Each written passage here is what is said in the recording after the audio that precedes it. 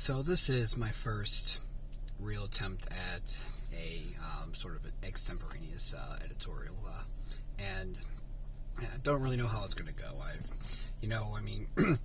It just seems to be the case. I mean, I don't think I'm the only YouTuber who's like this. That like you just don't like the sound of your own voice. Like, no matter how you word things, it just never feels like you did it quite right. But it seems like this is a good night to try this, given where we are right now. So it's the night before what is supposed to be Inauguration Day. Whether it's actually going to be, I don't know, and that's kind of what makes this feel relevant, is that for all the people who claim to know, the thing is nobody does.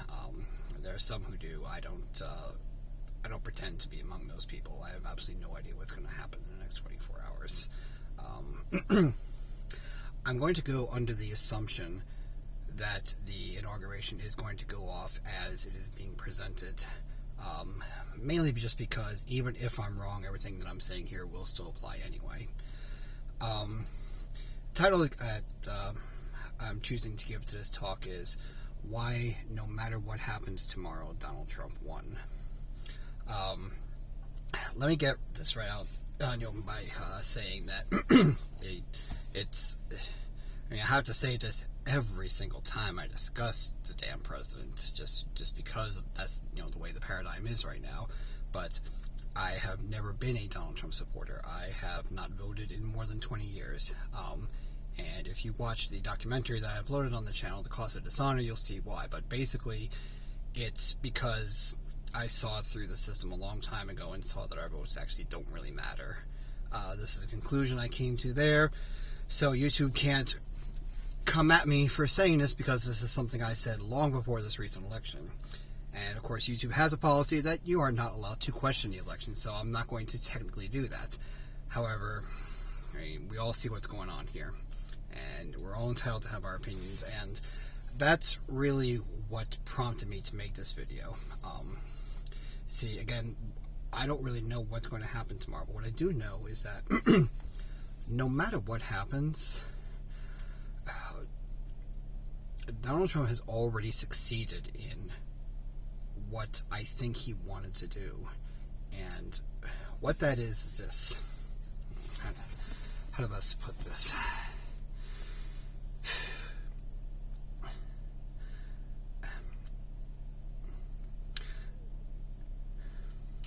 I made that documentary, like I said. I've also recently written a book that I'm trying to get published, and even though they're about what seem to be two completely different topics. I mean, the documentary is about a political fight over publicly financed stadiums that I took on in '97, and the book I wrote recently is about the cultural significance of superhero mythology in our world. Despite that, both of them actually mention and tie the Trump phenomena to that topic.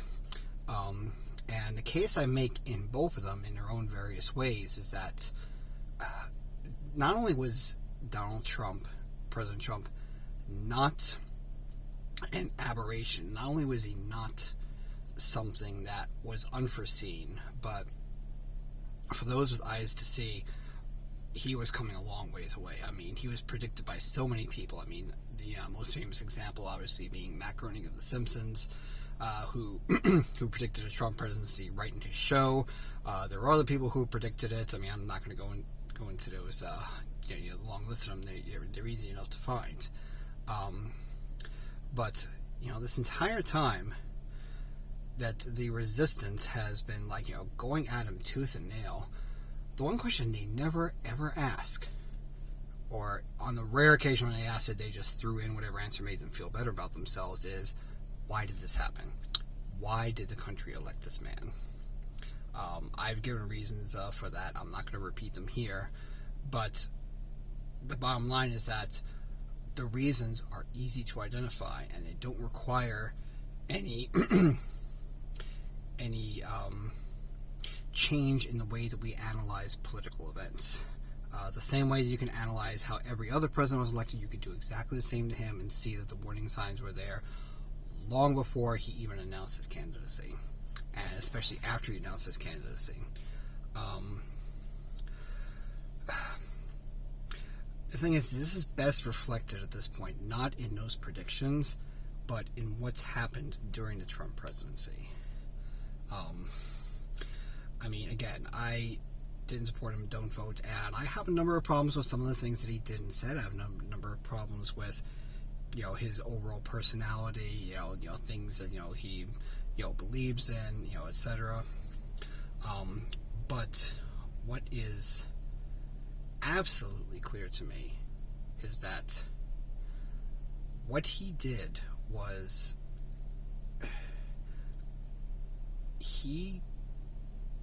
it's amazing that of all the people, a billionaire tycoon is the one that we turn to accomplish this. But you've noticed that after Biden was declared by the media the winner, and then everyone fell in line and just went along with it, you'll remember that initially there were all these calls for unity and healing, and they very hilariously fell on deaf ears because Trump supporters know exactly how they've been treated the last 4 years, and are not ready to just turn a blind eye to the abuse and intense violence that they've been subjected to. And it's quite clear that the violence they've been subjected to far exceeds anything that the resistance complains about from them. I mean, it's been open season on anybody with a MAGA hat for a long time. I mean, yeah, you have Nicholas Sandmann, who got death threats for the crime of standing still with a MAGA hat and smiling. You have Cannon Hinnants, the poor child who was executed point blank range. I mean, you had the woman who, I can't remember her name, who refused to say Black Lives Matter and said All Lives Matter, and got executed for a few minutes later. I mean, Antifa blowing up Minneapolis and Portland and the Chaz in Washington. I mean, it just goes on and on and on. So, what happened in Donald Trump's presidency is this. He brought out the just overwhelming disdain. I mean, disdain doesn't even cut for it. I mean, it doesn't even capture the feelings that the left has for his movement. I mean, they outright hate, despise, want to see in whatever way the Trump movement eliminated. And this is not hard to show. I mean, this is something that both sides like to claim about each other, but I think it's fairly obvious which side of the coin is more guilty here. I mean, we saw, the resistance blocking highways while Trump was still just even running for office. I mean, and, to go back even further, something that a lot of people don't want to talk about is the fact that we saw this already. Maybe I'm one of the few people that remembers what the Bush administration was like, and I'm no fan of the Bushes. But if you remember, it was the same deal then. I mean, then President Bush was the embodiment of all that was evil. In fact, the common slogan then was anyone but Bush. I tried warning people. I have no idea who anyone could be, and hey, guess what? We got a few years later. The bottom line is this: the reason Trump won, regardless of what happens tomorrow, is that in order to stop him,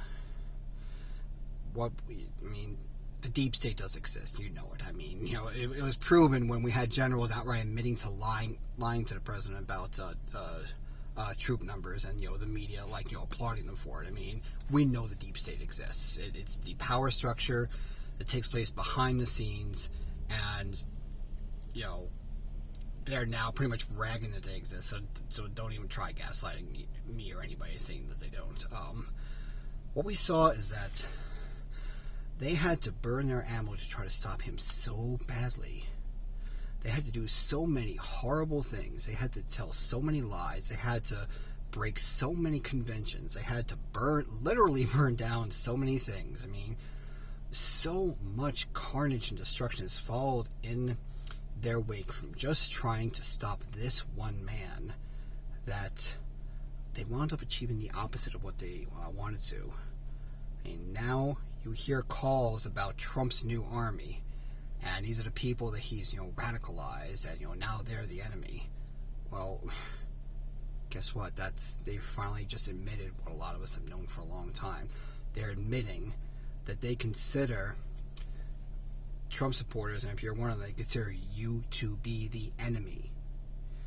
They have radicalized you, and they've given you good reason to radicalize you because they've made it clear that they do not want a coexistence with you. So the reason Trump won is that you no longer even need him at this point.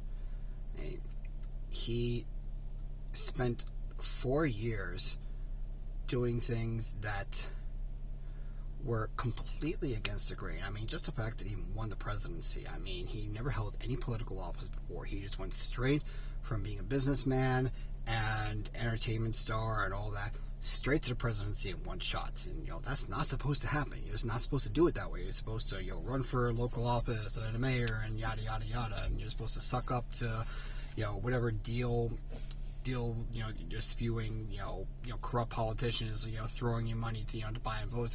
You're not supposed to do what he did and just go straight through the primary process and win the presidency the first time. And, in doing so, I mean, he pulled the pants down on the system. He showed them for what they are. And because of that, now you exist. You, again, talking to Trump's new army. And you look at the way they're talking about you right now.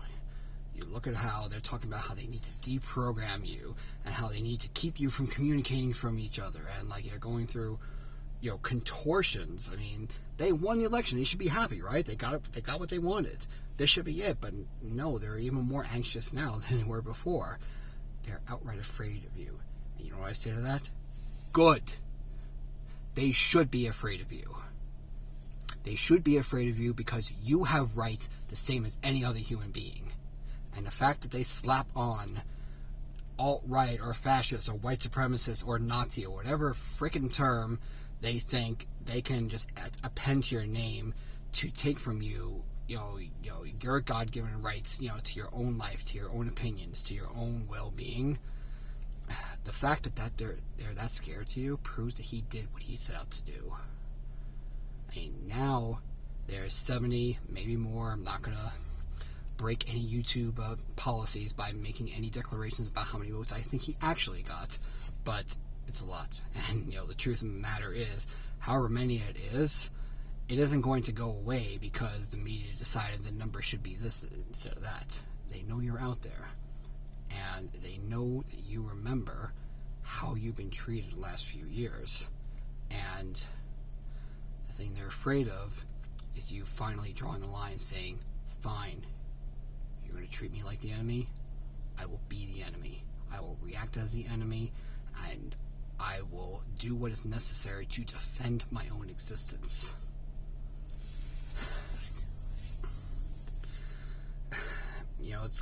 There's going to be a lot of books over the years written about how it was this man of all people that did it. I mean, I was more a Ron Paul fan myself, but after seeing what they put Trump through for the last 3 years, I'm glad he didn't win the presidency because he was a kind, gentle man. He's still sticking to his principles. He's still standing up against the U.S. war machine, and I think that's great.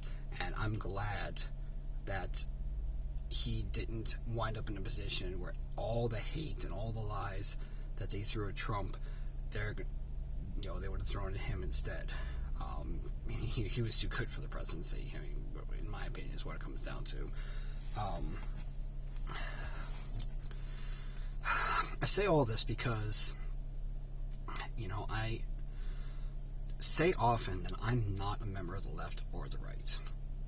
I really do fully believe that at their core, and what I mean by that is, at the purest distillation of what they believe in, the most clear, consistent representation of their ideas, I believe that both the left and the right have valid points. And on top of that we need a healthy left and a healthy right in order for any society to function. This is a way bigger topic for another day, and don't think that I'm defending, communist Russia or anything like that when I'm saying that. I'm making a very complex point here about what the core of these philosophies are and how there are things within them that we do need. I fully stand by that, but I'm not going to try to defend it. That's way too big a topic for this video. Um, but here's the thing.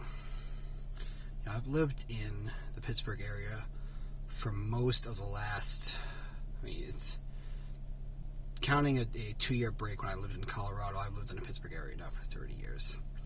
Pittsburgh, I saw one list, was judged to be the 22nd most liberal city in the United States. And that certainly is true. There's been a Democratic machine that's been running things here for years. And there's gobs of corruption there, and that's another topic that I'd love to go into another time, and I'm hoping that I get a chance to do that.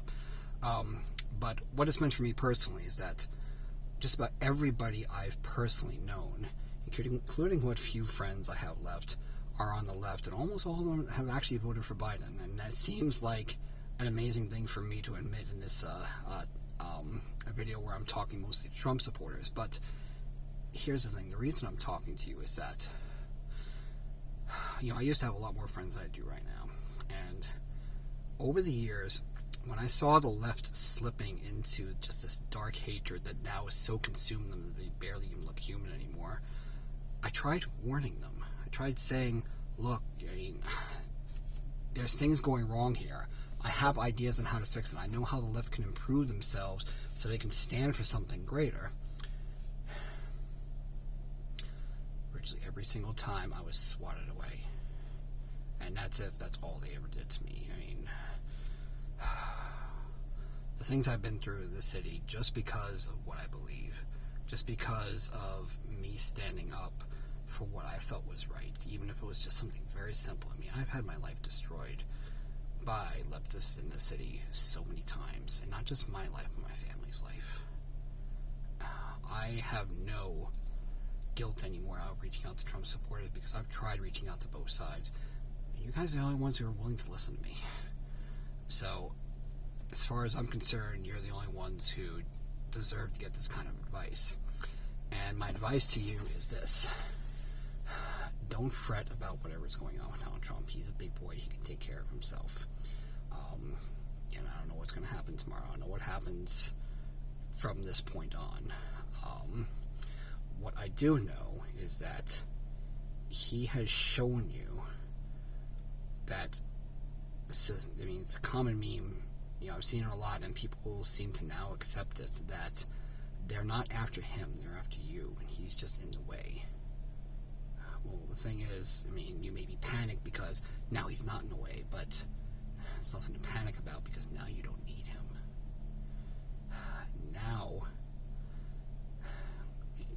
Now you've seen what the system thinks of you. You've seen what it's willing to do to you, and you've seen you're not alone.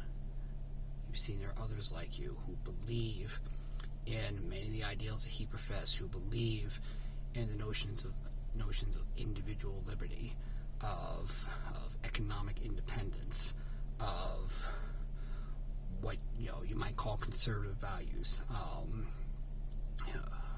and there's enough of you now who understand what's going on that you don't need him protecting you anymore. You're strong enough. You need to network. You need to talk to each other. You need to make groups. You need to coordinate. You need to recognize the severity of the situation, but also recognize the power that you have individually in fighting it. There's nothing Donald Trump did that you are not capable of doing yourself. I am an anarchist, and that's another topic I can go into another time, but really what it all just comes down to is that, I consider personally the Declaration of Independence to be an anarchist manifesto.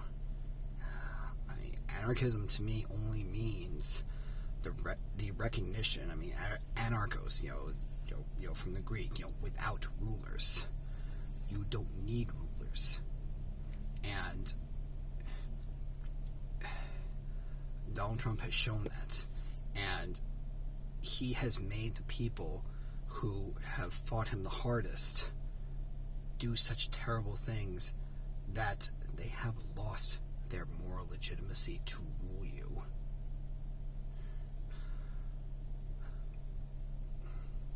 This has all made it clear, and And the case can now, the case could have always been made, but now you can see it firsthand that, the whole point of the Declaration of Independence is that if those who rule over you no longer have your respect, if they no longer have the mandate to rule you, you can walk away from them anytime. You can disobey. And maybe you two will try to flag me on that, but again, we just had generals, yelling. Disobeying the president has become a sport at this point. And on top of that, Martin Luther King Day just passed. Well, what was his game? Disobedience. The law was immoral, and he broke it. That's the only model you need. Go back to Jesus. And there's a specific school of thought called Christian anarchism. This was represented by the Russian author Leo Tolstoy, who wrote War and Peace. Well, he also wrote the book The Kingdom of God is at Hand, meaning at hand, in your hands. What would Jesus do? He stood up to the authorities. You have the same right to. And you've now seen that the authorities who claim to rule over you don't have the moral mandate to. We've seen what terrible things they've done. We've seen what horrible things they've said about you. We've seen what things they're planning on doing. We've seen the things that were put out right in the open, and the media just ignored because they had something to gain from this person, being in power. Corruption scandal after corruption scandal. You're immune to their gaslighting. They can just preach all day, but you've seen the truth. You've seen how these people operate. And you have a right to defend your own life against them. That is not a right that I'm inventing. That is a right that is universal. That was the point of the Declaration. Your rights are inalienable. They cannot be taken from you. And now you have an entire army of people who recognizes this and who actually does have the moral mandate to back up this philosophy in whatever way you feel is appropriate. It's going to be very easy for someone to try to twist my words into saying that I'm calling for violence or I'm calling for some type of moral action. Now, let's be clear here. America was born of violence, the American Revolution. And the left is very, very happy to support violence if it supports their needs. If they support, philosophy they believe in. They can't stop talking about the Civil War. They can't stop talking about World War II. These were both expressions of violence. And, of course, we've seen what Antifa and BLM have done in the last few years. We saw before that the Weather Underground. The left very clearly does not want to stop violence, at least the far left. The far left wants to monopolize political violence. And it's quite clear that they have absolutely no moral justification to do such a thing. All you really need to do is, no matter what happens tomorrow, catalog everything that's happened from the moment Trump got inaugurated to now. Every last thing. And if they did it to him and to you, and if nobody called them out on it, and there was no retribution, no justice for what they did, apparently that's fair game. If they can do it, then at least de facto you are not forbidden from doing it. This doesn't mean you should repeat everything they did. It doesn't mean you should necessarily go tit for tat, because some of what they did is so horrible you wouldn't want that stain on your soul, and all it would do is damage whatever your goals are. But let me just give you one quick example. Let's look at the example of this one gentleman from Portland. Suppose that I were to look at some news organization like CNN or something like that, and suppose that I called for violence on one of their reporters. I'll start with throwing a milkshake at him, which may or may not have cement cooked into it, and then I'll give him a concussion. And then after that assault, have the authorities just ignore it so that this person who has, some minor brain damage from his attack, receives no justice whatsoever. To the point that, years after this attack, enemies of this reporter are so energized that they openly call for, his death, his execution, harassing his family, constantly dropping threats on him online, with absolutely no one standing up to defend him. Well, YouTube, if I were to say something like that, would, probably, cancel me right then and there, and I'm not doing it. What I'm actually discussing, though, is the real-life case of what happened to one Mr. Andy Ngo, who, to this day, has still not received one lick of justice for anything that's happened to him, and I've not heard one valid defense of this in any way. So what that means is, hey, it's fair game for them, it's fair game for you, isn't it?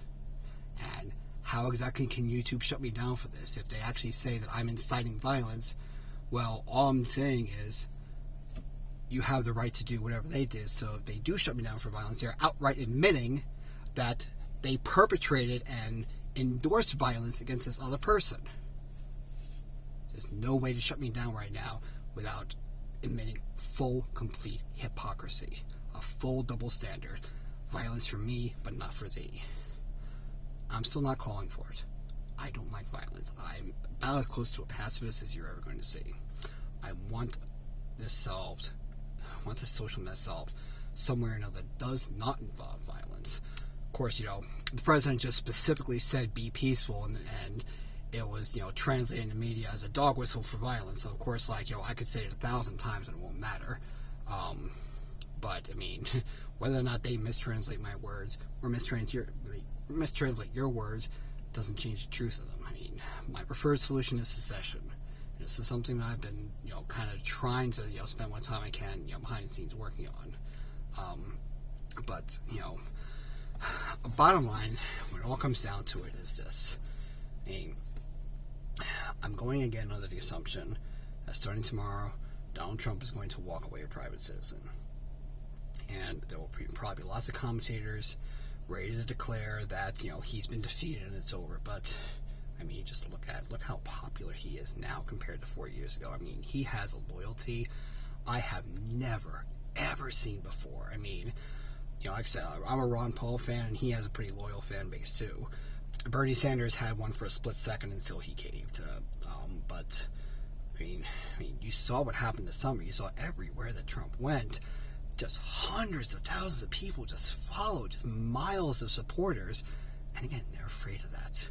Because that's not going away. And that shouldn't go away.